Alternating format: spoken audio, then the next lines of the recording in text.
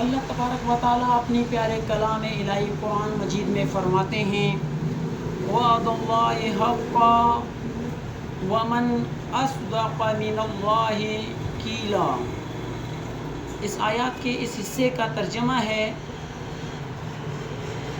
اللہ کا سچا وعدہ اور اللہ سے زیادہ کس کی بات سچی۔ اس آیات کا ترجمہ ہے کس آیات کا؟ وعد اللہ حقا ومن اصدق من اللہ قیلا۔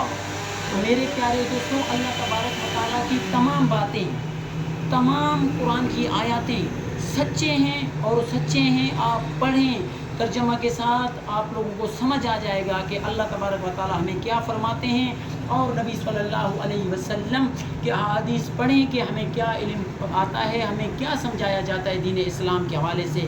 اللہ تعالیٰ آپ اور ہم سب کو دین اسلام پر صحیح